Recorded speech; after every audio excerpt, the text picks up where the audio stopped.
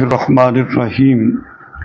حضرت عدی بن حاتم طائی رضی اللہ تعالی عنہ روایت کرتے ہیں کہ رسول اللہ صلی اللہ علیہ وآلہ وسلم نے ارشاد فرمایا، 6 چیزیں عمل کو ضائع کر دیتی ہیں: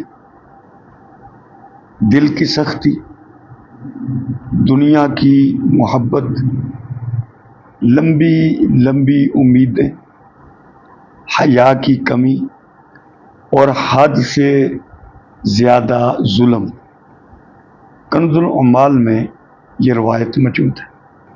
آپ علیہ الصلاۃ والسلام نے یہ 6 چیزیں بیان فرمائیں کہ جن سے انسان کے عمل ضائع ہو جاتے ہیں، جن میں پہلی چیز ہے دل کی سخت۔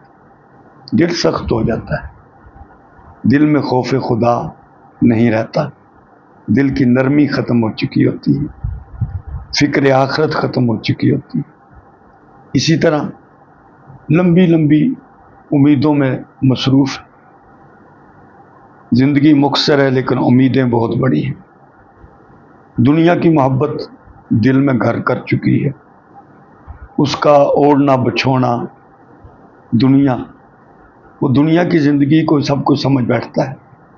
تو یہ ایسی چیزیں ہیں جو انسان کے نیک اعمال کو ضائع کر دیتی ہیں۔